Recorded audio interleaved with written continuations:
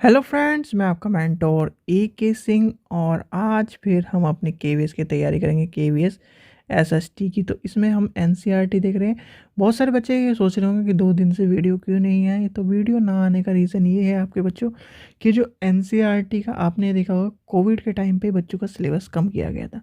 तो सिलेबस कम करने की वजह से आपकी जो किताबें हैं यानी कि एनसीईआरटी का जो चैप्टर हैं वो भी कम करे गए थे। तो चैप्टर को कम करने का चक्कर ये था कि पुरानी एनसीईआरटी जो 2 साल पहले की थी और अब की, उसमें से बहुत सारे चैप्टर हटा दिए गए हैं।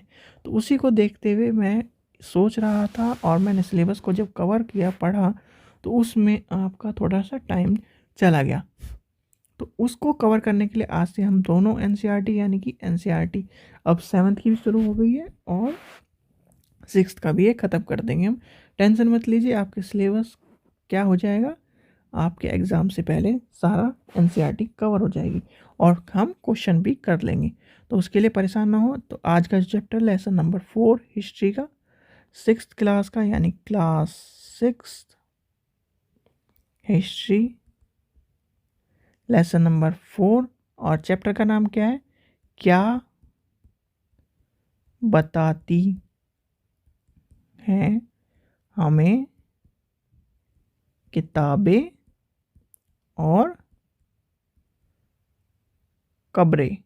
भाई, कब्रों के बारे में तो हमने पढ़ ही लिया था कि कब्रें, आपको पता है कि कब्रों में लोग बाग के साथ साथ उनके सामानों को भी दफनाते थे। और मेसोपोटामिया की सभ्यता और इन सभ्यता में और एक मिस्र की सभ्यता जिसमें ममीज थी, उसके बारे में हमने पढ़ लिया था। तो आज उसी से आगे हम पढ़ेंगे अन्य चीज़ें।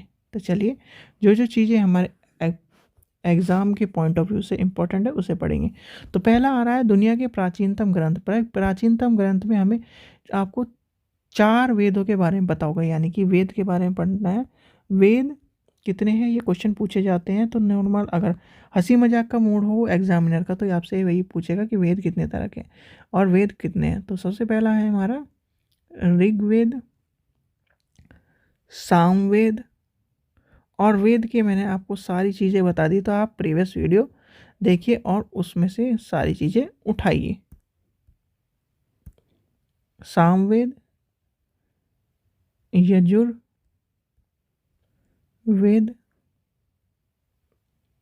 और अथर्व वेद। तो ये है आपके 4 वेद। सबसे प्राचीनतम वेद कौन सा है, कोई बता सकता है? सबसे प्राचीनतम वेद है ये, यानी कि ऋग्वेद। पुराना कह लीजिए, प्राचीन कह लीजिए, कुछ भी कह लीजिए। तो ओल्डेस्ट जो है वो ये है, ओल्ड ये है। अब आपका ये आता है, इसकी रचना कब हुई? लगभग 300 साल पहले, यानी कि 3500 साल पहले। ठीक है, चलिए अलग से ही लिखते हैं जिससे कंफ्यूजन ना हो। चलिए, ऋग वेद की रचना लगभग 3500 साल पहले हुई। ऋग्वेद में 1000 से भी ज़्यादा प्रार्थनाएं हैं जिन्हें सुक्त कहते हैं, यानी कि इसमें 1000 प्लस प्रार्थना ए हैं जिन्हें सुक्त कहा जाता है। ये क्वेश्चन मैं फालतू में नहीं करा रहा हूँ या फिर फालतू में नहीं लिखवा रहा हूँ, क्योंकि इनका एग्ज़ाम पॉइंट ऑफ व्यू से इम्पोर्टेंट है। ये आपके कहीं ना कहीं कोई से ना कोई से एग्ज़ाम में आ चुके हैं एनसीईआरटी से, जो रिलेटेड पेपर पूछे जाते हैं। तो इसलिए इनका ध्यान रखें। ठीक है बच्चों। तो जिन्हें क्या कहते हैं, ये कहते हैं सुक्त। का मतलब क्या होता है? सुक्त का मतलब अच्छी तरह से बोले गए हों, यानी कि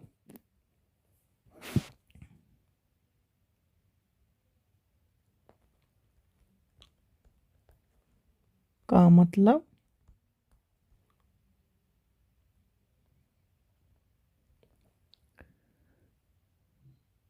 अच्छी तरह से बोले या बोला गया। कौन कौन सी है? जो ऋग्वेद में है। ऋग्वेद में क्या है? विभिन्न देवी देवताओं की स्मृति रचना है। 3 देवता प्रमुख है, तो अग्नि, इंद्र और सोम। याद रखना, 3 देवता महत्वपूर्ण है। और ये क्वेश्चन कई बार पूछा गया है एसएसटी वालों से, खासकर जीके के फॉर्म में पूछा गया है। भाई अब तक सब्जेक्ट नहीं आता था, तो अब तक सब्जेक्ट नहीं आता था। हिस्ट्री में जब आप पीजीटी का पेपर दे रहे थे तो वहाँ सब्जेक्ट आता था, वहाँ पर ये क्वेश्चन पूछा गया है। तो उसमें कौन कौन से? अग्नि, इंद्र और सोम। तो ये है इसके प्रमुख। अग्नि का मतलब आग का देवता, इंद्र का मतलब किसका? युद्ध का देवता, और सोम का मतलब पौधे का देवता। यानी कि अग्नि,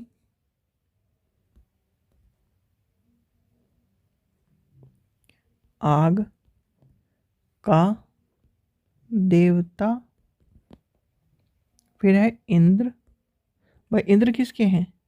इंद्र है युद्ध के देवता। इंद्र युद्ध के देवता। फिर क्या बचा आपका? सोम। सोमरस का नाम सुना है? तो रस कहाँ से आएगा? पेड़ों से, यानी कि पौधा, एक पौधा। और सोम एक पौधा भी है, याद रखना। सोम पौधे के देवता। और खासकर, चलिए आगे चलते हैं। वैदिक प्रार्थना और रचनाओं किसने की थी? ऋषियों ने करी। तो इनका क्या होगा? ऋषियों का। फिर आपको ऋषियों के गुरुकुल्स और ये सब चीज़ें इंपॉर्टेंट नहीं है, तो हमें उस चीज़ के बारे में नहीं पढ़ना है। तो चलिए आगे चलते हैं। फिर आता है सांस्कृतिक भारतीय संस्कृति के बारे में। तो भारत में भाषा आपको पता ही है, 22 भाषा बोली जाती है, तो उनके बारे में बताया गया है। वो भी हमारे को सबको पता है कि 22 भाषा है, तो ये थोड़ा सा लिख लीजिए, 22 भाषा है। चलिए आगे चलते हैं। इतिहासकारों ने ऋग्वेद का अध्ययन किया। कैसे किया, कैसे करते हैं? तो अब आता है ऋग्वेद का, यानी कि इतिहासकारों ने ऋग्वेद के अध्ययन को कैसे करा। भाई अध्ययन कैसे कर, आपको पता ही है इतिहासकार अध्ययन कैसे करते हैं। अतीत की बारे में जानकारी इकट्ठे करते हैं और उनके स्रोतों को अवशेष करते हैं। तो ऋग्वेद में एक चीज़ आपके लिए इम्पोर्टेंट है, देखिए ऋग्वेद सबसे पहला इम्पोर्टेंट है विश्वामित्र का नाम। ठीक है, विश्वामित्र। और दूसरा, 2 नदियाँ खास हैं इसमें। 2 नदियाँ, ये क्वेश्चन पूछा गया था, इसलिए व्यास और सतलुज। आपसे एक क्वेश्चन पूछा जाएगा कि ऋग्वेद में किस 2 नदियों का जिक्र है, या कौन सी नदियों का जिक्र है। तो ये आंसर आपको पता होना चाहिए। ऋग्वेद की जो लिपियां हैं वो आपको बताइए, जो कहाँ लिखी गई है। पांडुलिपि पे लिखी है, भोजपत्र पे लिखी है और छालों पर लिखी मिली है। और ये भी 150 साल पहले बार दोबारा रिन्यू करी गई थी। विश्वामित्र जो है, इनमें क्या है, विश्वामित्र के बारे में आपको पता ही, कहते हैं हे नदी, जो इसमें बताया गया है ऋग्वेद में, हे नदी के बाद उसको संबोधित करते हुए। और नदी कौन कौन सी है? व्यास और सतलुज के बारे में बताया गया है। चलिए आगे चलते हैं। तो इसके बाद सारे वर्णों का, यानी कि जो ब्राह्मण, क्षत्रिय और इन सब का जिक्र है, वो आपको पता है, वो इम्पोर्टेंट नहीं है, तो हमारे लिए वो इम्पोर्टेंट नहीं है। अब आता है कब्रों की बात, जिसका चैप्टर का नाम ही आपको पता है। देखिए चैप्टर का नाम क्या है? कब्रें। कितनी? और कब्रें। तो चलिए अब आते हैं कब्रों के ओर।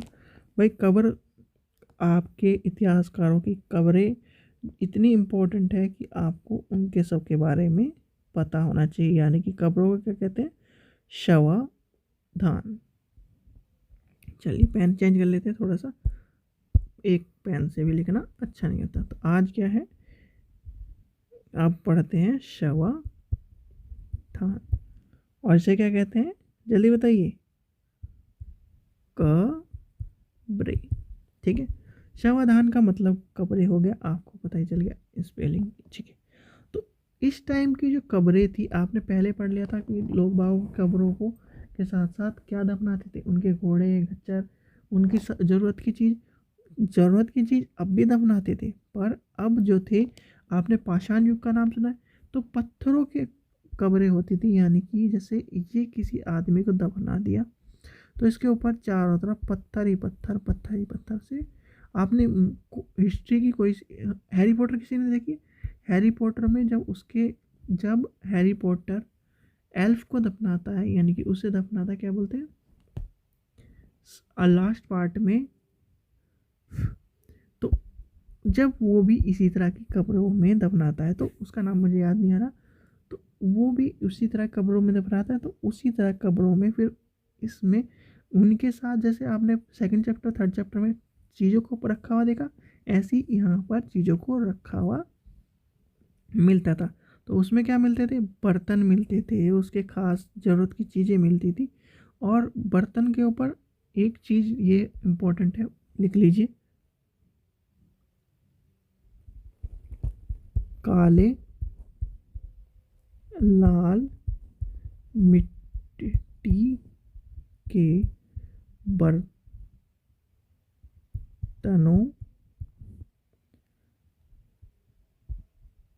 ब्लैक एंड रेड वेयर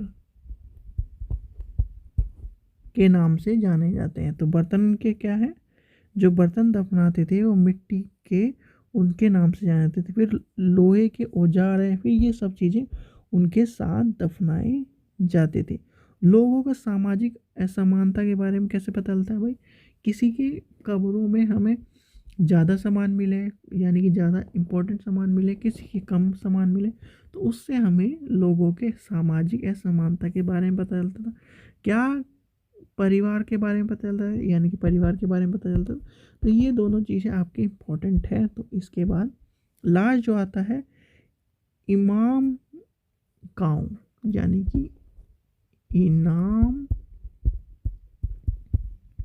गाँव के लोग। आपको ये पता था? हमने चैप्टर पढ़ लिया था। तो इस चैप्टर में आपको पता है कि इमाम गाँव पुरातत्व वेदाओं ने यहाँ से गेहूँ, जौ, चावल, दाल, मटर, दालें के बीज मिले हैं, और कई जानवरों की हड्डियाँ मिली हैं, जैसे कौन कौन से? भेड़, बकरी, गाय, कुत्ता, बिल्ली, ये गधे, सुअर, इनके सबके चित्र बोलो अवशेष मिले। तो ये इसलिए इम्पोर्टेंट है। अगर आपको क्वेश्चन पूछा जाए कि घोड़े के अवशेष, गधे के अवशेष, गाय, जौ, गेहूँ, चावल, दाल, बाजरा, मटर, तिल, ये सब कहाँ से मिले, तो सीधे सीधे आंख बंद करके लगा देना, इमाम गाँव। तो ये था आपका चैप्टर थर्ड इम्पॉर्टेंट। बस जो था वही मैंने बताया, क्योंकि हमें सिर्फ पढ़ना समरी के तौर पर, ना कि एक बड़े तौर पर पढ़ना है। तो सीधे सीधे आपको वेदों की रचना 3500 वर्ष पूर्व, महापाषाण का निर्माण 3000, इमाम गाँव में कृषि का 3500-3600 के आसपास, और चरक चरक का आपको बताइए 2000 वर्ष पहले। तो ये भी इम्पोर्टेंट है जो मैंने अभी बताया। ठीक है बच्चों, ये जो चैप्टर था आपका, इतना सा चैप्टर था, मैं इसलिए रुक रहा था चैप्टर बढ़ाने में।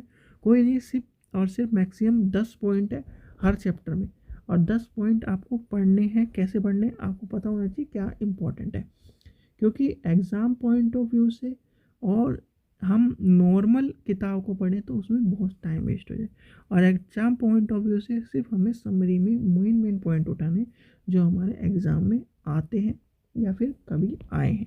ठीक है बच्चों, ये आपका था, इसलिए थोड़ा सा लेट हुआ, क्योंकि आपको बिल्कुल वही सिलेबस के अकॉर्डिंग देना था, और सिलेबस के अलग कुछ नहीं देना था। आशा करता हूँ आपको वीडियो पसंद आई होगी। वीडियो पसंद आई तो लाइक करें, चैनल को सब्सक्राइब करें, और वीडियो को ज़्यादा से ज़्यादा शेयर करें। Thank you.